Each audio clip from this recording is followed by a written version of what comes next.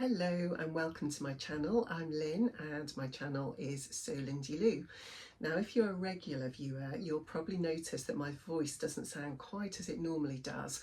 I've had a really awful, I think it's been probably a flu, I would say. It's definitely been worse than a cold this week, so I haven't been around a great deal and I've felt pretty grotty. So I haven't done a huge amount of sewing, a tiny little bit, so I'll update you on what I have done. Partly it's going to be all about this blouse that I have made this week. So I did manage to get that finished on a sewing social on Monday before I got worse. I think Tuesday, Wednesday I felt absolutely dreadful. They were the worst days for sure, but I'm starting to feel better. As you can hear, I'm still a little bit bunged up, so I'm still taking the old Sudafed to try and clear my sinuses. But hopefully, certainly my temperature has gone. I think yesterday my temperature was up and down like a yo-yo, and every time I went to get up to go and have a shower I just burnt up again. So I thought, well, I'll just wait for a minute until my temperature goes back down. So yeah, feeling a little better today thankfully, but still not 100%. But anyway, aside from the woes of my cold or flu, whatever it was this week, I think there's a lot about, oh, there's a delivery. Well, that's very handy having my sewing room at the front of the house, because at least I could spot the van arriving outside, and I managed to pause it before the dogs went absolutely nuts and tried to go and bite whatever was being delivered, the little monkeys. Anyway, so I'm back now. I will tell you a little bit about what's just been delivered, because it was for me and it is fabric, so that's very exciting. So what I'm going to include in this video is I'm going to talk you through this blouse, which I made as a pattern test. You may have seen it already on Instagram if you follow me on there, and my handle on Instagram is the same as this channel, So Lindy Lou. So if you don't follow me already, then please feel free, and you'll see things as I make them as well. So I'm going to give you a full debrief of this blouse and how I came about making it, and a little bit about the different options in the pattern as well. So I'm going to talk you through that. I'll talk you through a tiny bit more of sewing that I started only yesterday, because it's the first day I felt like doing some sewing since Monday, so you can tell how poorly I've felt. I've just not really done a great deal at all.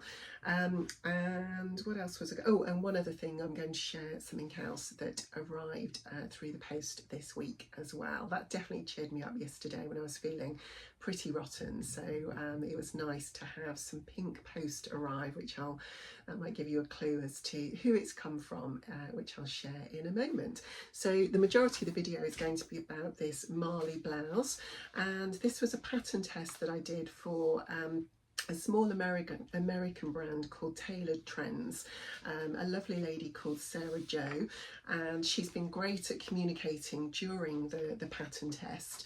It was interesting actually, because when she sent me these, it just comes as a PDF, and it needed to be printed in US letter size paper, and obviously we tend in the UK not to print on that paper. We print on A4 as our standard size. So I did get it printed just at my local photography shop in the village. They do some printing, it's not the main thing they do, but he does have the ability to print, so he did that for me. But it didn't come out the right size. I think he must have just selected letter rather than US letter, and so most of it fitted together correctly, but one pattern piece didn't, and so I contacted Sarah Jo and we talked that through. So what I did, having consulted some of my sewing friends on Sam's social, which is So Let's Sparkle with Sam, and her social is called Social Sparkle. Gosh, lots of S's in that. And I checked in with them and said, you know, what would you do in that case? And what I did is I sent it off to CLC Print and asked them if they could stitch it together for me and print it on the US letter print size of paper for me. So that was good. It came back actually just as one printed sheet with everything on, all pre-stitched together. So that was really useful. Sorry, I'm moving around quite a bit because I've been really achy this week. I think this flu-y thing, I've had the temperature and lots of body aches, so my hips are really hurting this week, so I keep moving around from one hip to another, so I'll try and stand a bit stiller. So yeah, that got done, and as soon as I then cut out the pattern, it's a very easy pattern. It's only got £5 pieces, I think, a front, a back, the 2 sleeves which are identical, and a small neckband. So it was very quick and easy to sew up once I got it all cut out. I bought this fabric last year. It was originally, I purchased it to make an Ogden cami this summer, and for some reason I just ran out of time, I think, before my holiday to make it, so I didn't ever make it up. And I thought this fabric would be perfect to use for this pattern. It is a viscose, what else is in it? Oh, a viscose challis, or challis, I'm never quite sure how you pronounce that word, I think challis. Viscose challis from Minerva. It's one of their exclusive Minerva prints, and I really love it. It's called Rainbow Harvest, and I think that's lovely. It does look a bit like a harvest, doesn't it? Lots of different stalks and lots of different colours, so I really like it. Obviously it's quite a summery blouse, so not necessarily something we would normally be wearing in the UK at this time of year, but actually today is perfect for me because I've still got a bit of a temperature, so I am running a bit warmer than I normally would be. So, and it is quite cold in our house. My husband just came in to bring me a cup of tea, which was very sweet of him. Sorry about the dogs barking in the background. My hubby is at home and he has left them loose, and they're running around and barking at anything that goes past the house. So sorry about that, but you know, it's life. We have dogs and you might hear them bark occasionally. So I have my trusty cup of peppermint tea in my lovely sewing mug that my daughter got me for Christmas. I really love that. So I'm going to have a quick sip to keep my voice going. So yes, so it's one of those blouses. I think it will be perfect for the summer. You could actually layer it. I think because of the style of neck, it would be really nice with a little vest top over the top of it, or a jumper. Because the neck comes up a little higher, you could just have a round neck, fairly thin jumper over the top, and you could see it poking out of the top. So you could wear it as a layering piece at this time of year, but predominantly it's going to be a summer blouse, especially in this fabric. But I just thought I'd share it with you because it is a lovely blouse. I really enjoyed making it. It's a very nice quick make. So let me tell you a little bit about the sizing first of all. The sizing, and I did feed this back to Sarah Jo, and I fed back about the letter you know, the paper sizing, and we would use A4 as a regular paper size in the UK, so she's going to take that feedback on board. And also the sizing is quite limited, so again I've fed that back, and she's looking to increase the sizing on her patterns. So it starts as an XS, extra small, and that's a size 2. I'm presuming these are American sizes, so size 2, and it goes up to an XL, which is a 14, which to me a 14 isn't an extra large. That's actually the size I made because it was consistent with my bust measurements, but there is quite a bit of ease. Certainly I would grade down another time. I just thought I'd make the standard size for the pattern test rather than making too many adjustments, just so I could feedback how it works for me. So let's give you the sizes then. So the smallest size, the extra small, is a 32-inch bust, and it goes up to a 40.5-inch bust, which is the size I am. And then the waist measurement, the extra small, is 25.5 inches, and it goes up to 34 inches. And the hip is 35.5 inches, and it goes up to 44. So for me, the waist and hip measurements are too big, but the bust size in the XL is correct. There is a fair bit of ease in it actually if I just pick out the XL size for me. So the body measurement is 40.5 inches for the bust, but the finished bust measurement is 46. So a fair amount of ease in the pattern, and you can see there is a fair amount of loose fabric there, but because of the way it's cut, and I'll talk about that in a minute, it doesn't look as though it's too big on the bust. It actually looks just right. But the other measurements, the waist and the hip, for me are too big. So just to finish those off then, the finished measurements for the XL in the hem opening is 49 5/8, and the length is 24.25, so the length from the top to the bottom. And then for the extra small, the finished bust measurement is 37.5, the bottom hem opening is 41 1/8, and the length from shoulder to hem is 22 3/4. So you can see there's not a huge amount of variation in the pattern measurements in the sizing. So it would be good if she could work on increasing those the pattern sizing, just to make it more inclusive. So I have fed that back. As I mentioned, the pattern itself is very straightforward. It's got 5 pattern pieces. So it has a piece for the neckband, which, as you can probably see, is shirred. I'll just come a bit closer so you can see. So it's a shirred neckband. It's got 3 rows of shirring in it. And then the hem is just finished off by folding over, I think from memory, it was 1/8 of an inch twice, so a double fold on the neck finish, and that was the same as well for the sleeve finish. So you can see there it's just got the double fold and then top stitched. One thing I did feed back to Sarah Jo is another nice finish as a variation for this would be if you have an overlocker, is to do a rolled hem.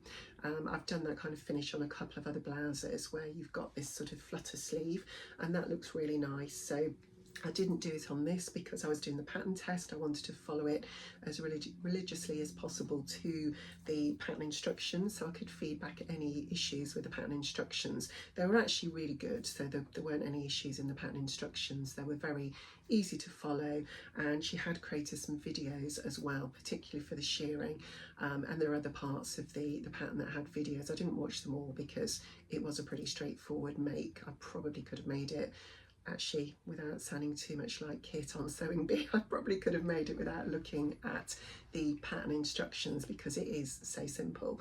But I did, you know, because I wanted to follow it and be able to feed back on the instructions. So so those are the 2 finishes for the neck hem and the sleeve hem, and the bottom of the blouse is finished off in the same way, just a double hem rolled over 1/8 and then stitched again, rolled over and stitched again. So very straightforward. And actually the hems were done first, so you did the neck hem and the sleeve hems, and then you did the shearing on the neck. So it was just 3 rows of shearing. I didn't actually follow the lines specifically on the pattern because this is a very patterned piece of fabric. I just thought if I try and mark it on the fabric, I won't see it because it's so patterned, even doing it on the reverse. So what I did, I used the width of my foot as the gauge to mark how wide I did the gathering, and actually I tested it first and that worked out just fine. So they're probably fairly similar to the markings on the pattern. It's not that much different, but I just did it to make life a little easier for me with this very patterned fabric. And actually I've done that before on other things I've made. It does make life a little bit easier because you've got that nice straight edge of your presser foot to use as the gauge to sew along the seam line. So that worked really well. You then just sew the neck together at the back neck, and then it's all ready to attach once you've made the rest of the blouse. So you then just attach at the shoulder seams, and what else do we do? Yeah, once you've I think I already mentioned that you hem the sleeves first of all, and you put some gathering stitches in the top of the sleeves, and then once you've attached the body together, so the side seam is sewn together, and then when you attach the sleeve, because they're symmetrical, they're both exactly the same. You don't have to worry about which sleeve goes where, because the fact that it's a flutter sleeve, you don't have to worry about the arm side having the back or front. They're just symmetrical, so nice and quick and easy to attach in. So it's purely just a case of pulling in the gathering stitches to fit that into the top of the sleeve head to give this nice gathered effect at the top, and then you get this nice flutter effect on the sleeve. So they were really easy to put in. I quite like actually setting in sleeves. I know some people hate it, but I actually really like it. So the method that I use is to sew in the flat part of the seam first, so the piece that has no gathering, and then do the gathering and pull that in evenly in the space that you've got left, because then you can see exactly how much gathering you need to pull in order to fit into the sleeve head. So that was nice and straightforward. And then it was a case of just attaching the neck into the body, and of course because the neck is stretchy, then you needed to find the quarter points on the neck and attach those to the quarter points on the back, the front and the side seams. And I just made sure that the join on the back of the neck piece was aligned with the centre back, there isn't a seam, but the centre back point on the blouse, and then the rest, you know, you just fitted in symmetrically.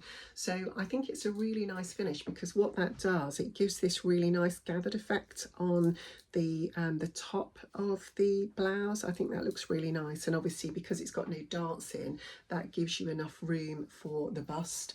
Otherwise you'd end up with pulling here if you didn't have that sort of gathering that's created by this neckline. So I really like that, actually, as a different way of creating the apex on the bust without actually having to do a dart. So it's quite a nice finish.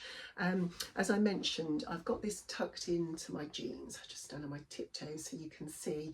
I've got it tucked in at the front, and you can see there's a fair bit of room here. So my actual waist is there, so it's, yeah, you can see there's quite a lot of spare fabric. So if I made this again, which I think I will do in the summer because I really like it, I would grade down certainly for the waist and the hips. If I just untuck it, you'll see that's, let me stand back so you can see, so that's the difference in there's several inches, really, probably 6 inches on either side. So there's quite a lot that I could take in. Obviously I wouldn't want it super fitted, but I could definitely grade into the waist and take some out of the hip area on the blouse as well. But actually when it's tucked in, I'll just do that again just at the front so you can see, when it's tucked in, it gives that quite nice sort of blues on effect, which I don't hate. I don't mind that, and because it's tucked in there, it doesn't make me look too big. I think if it was just worn out, it just makes me look bigger all over because you can't see my slimmest part. But actually when it's tucked in, you can see that I come in at the waist there, even though it's not on my natural waist. It's my waist is up here, but it does still bring you in, so I don't mind it. I do, as you'll probably know from my other videos, I do like to have things that are waisted, but I think this still works for me. So I would recommend the pattern, as I mentioned, with those adjustments in terms of making it more size inclusive. I think that will make the pattern more successful because it'll be available for a wider range of people. I think it could go smaller and it could definitely go larger, because, you know, as I say, a 14 to me isn't extra large, and that's it's sort of more of a medium to me, albeit those are American sizes which are different to UK sizes. So overall, really successful pattern, really like it. I was really happy to do the pattern test. It's actually my first one, so I've really enjoyed doing it. So thank you to Sarah Jo for trusting me to do the pattern test, and I would recommend the pattern. And I will just pop a code at the bottom here. Sarah Jo has given me a code so that if you want to buy any of her patterns, which are available on Etsy, I've got the code of Lynn20, and I'll put that in because my name is just spelled L-Y-N, just with one N. There are loads of different ways to spell Lynn, aren't there? And mine is probably not the most common. So I will put that in so you've got the code, and I'll put it in the description box below as well.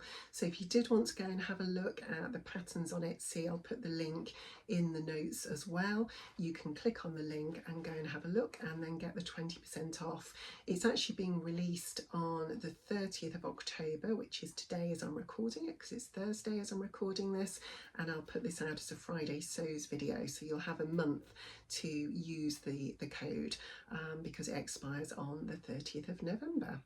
So I hope you've enjoyed hearing all about the blouse, and I just thought whilst I'm at it I would just show you how I store my patterns. I did print this one off. I don't always, in terms of the pattern instructions, I often just use them from my iPad, but because I was doing this one as a pattern test, I wanted to make sure I was meticulously following the instructions. But this is how I store my patterns. So I write the name of the pattern on the envelope, and I quite like these. They're sort of stationary envelopes, I suppose, and then I put my pattern pieces and the pattern instructions in there, and then I store them that way up in those magazine folders, I think they're called. They're just the ones that you can pop them in and then push them in a cupboard. So I've got them all stored in types of garments. I've got all the blouses together, all the dresses, etc., all, you know, all together. So if I want to go and think about what I'm going to make, I can easily just go to my patterns, or of course I could equally go and have a look on Stash Hub as well, because I've got them all recorded on there. So actually I did a little bit of that this week, because some of my older patterns I hadn't yet loaded up on Stash Hub. So this week, while I was there sat on the sofa feeling sorry for myself and my dressing gown, I did actually do some more loading up on Stash Hub, so that was quite cathartic. And I've been watching loads of your videos as well. So those of you who are fellow vloggers, thank you, because you've kept me company this week as well while I've been feeling poorly. So let me show you what arrived in the post. So here's my little pink parcel that arrived yesterday. Excuse the rustling while I take it out. You might recognise that that packaging is from Fabric Obsession, and they had a little sale earlier this week. It might have been end of last week actually.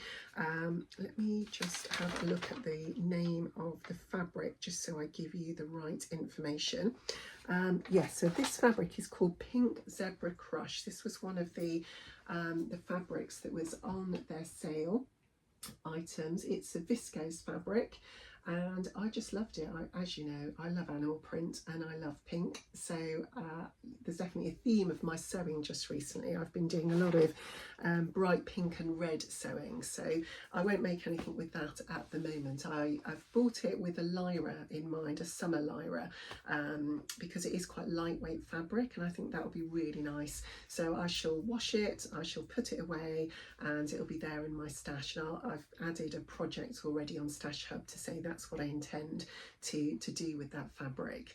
So that was very exciting. The other thing that came on the same day actually, but I won't show you because it's not a very exciting thing to show, is I ordered some vinyl, because I'm going to make some project bags, because you know, to take things to and from sewing events, it's quite nice to have a nice project bag to keep things in. So I've ordered some vinyl to make myself a project bag, but as I say, it's not very exciting to show on video. You all know what clear vinyl looks like. So that's the other thing that came this week. And then the item that has just arrived, it's actually my first collaboration with a sewing fabric provider. They contacted me to ask me if I would like to choose some fabric from their website and to make up an item of clothing and to share it on Instagram. So I won't show you that at the moment. That's the fabric that just arrived while I was partway through recording this video. When I've made something up in it, I will show you the fabric. So I just had a very quick look. I haven't properly unpackaged it yet, but the colour looks beautiful, because you never know when you choose online, do you, whether the fabric is going to be exactly how it looks on screen. But it does look as though it was a pretty good representation. So I haven't opened it to feel the fabric yet, but I will give you a proper review of that when I come to make it. So that's very exciting, because that's my first little collaboration as well. So lots of firsts in the sewing world for me at the moment, since I became a vlogger back in, I think it was July I started, so it's only been a few months. So I'm really pleased with how it's going. I'm not far off 1,000 subscribers, so if you are watching and you haven't subscribed yet, please do go and subscribe, because it will just help me to get to that magic 1,000 subscribers number. And what that helps me to do is for the video to be served up to more people similar to you. So if you watch similar things to the videos they like to watch, it will show my content to them. So I'd really appreciate you pressing the subscribe button if you haven't already, and that just means you'll see my next video when other videos come out. So you'll hopefully get to see the other things I make, hopefully the lyra that I make in that fabric in the summer, but that's a way off. So what else have I been making this week? As I mentioned, hardly any sewing. I finished this off. I made this largely on Sam's Social Sparkle on Monday. I think I'd just done the shearing in advance, and the rest of it I made in a 2-hour social, so it's very quick to make, as I mentioned. The other thing that I started yesterday, funny enough, is my lyra. So I'd mentioned on my plans video that I made about a month ago that one of the dresses that I wanted to make was the Tilly and the Buttons Lyra. So I'm making that as a wearable toile because I haven't made that pattern before, and I've got some fabric that I bought specifically for that before I use the pattern to make up my beautiful Liberty fabric that I had as my birthday prezi. So that's next on my list, and I thought I would start that this week. I've only got as far as, what have I done so far? I did the interfacing, which I hate doing actually. I was watching some other videos where people have talked about answering the 20 sewing questions, and I was thinking about what I do and don't like doing as part of the sewing process. One of the things I always find irritating is interfacing, because I often forget about it, and then you open, you've got all your cutting out done, you think great, I can get sewing, and then the first thing often is the interfacing, and I think, oh damn, I've got to do some more cutting out now before I can actually get on with the sewing. So I've done that. I did that yesterday. I actually made some mistakes because my brain was obviously still a bit foggy with this fluey thing that I've got. So I had to take my time and give myself talking to and not rush so that I could do things properly, because as I say, my brain was probably a bit still not quite operating at its full capacity. So I did the overlocking. What else did I do? I'm just trying to think what the first steps were.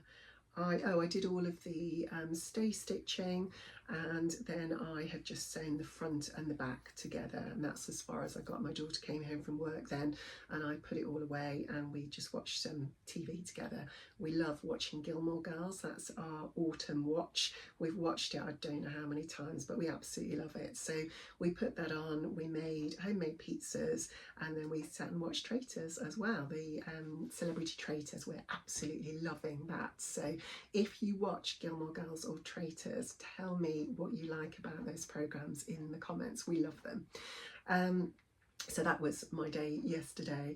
I also wanted to get started on my husband's shirt. I think I mentioned that on my last video, but the pattern hasn't arrived. So I got it printed and it got dispatched on the 25th. Today is now the 30th and it still hasn't arrived in the post. So I'm going to probably have to pull some late nights next week to get it finished in time for Nigel's birthday. Otherwise he won't have very much to open on his birthday.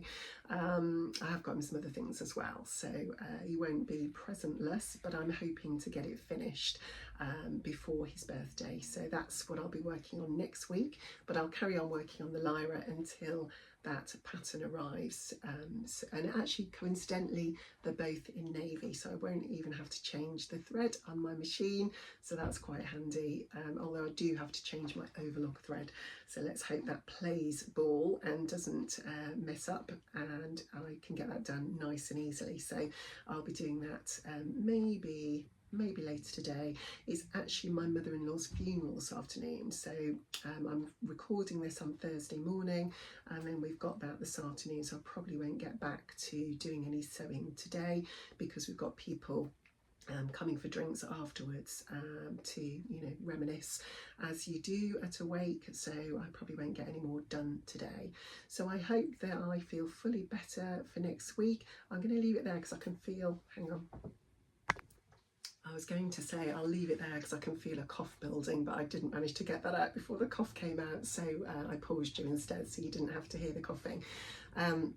So yes, I hope by next week my voice is back to normal and I've got rid of all these germs and I don't look 95 as I feel like I do today, with my eyes definitely not how they normally look. They're a bit puffy, I think, from the sinuses. It always goes straight to my sinuses when I get a cold. That's just my weak spot, I think. So I hope you're all well. I hope you're managing to avoid the germs. I hope you're getting some good sewing in, and if I catch up with you on a sewing social, I'll look forward to seeing you on one next week.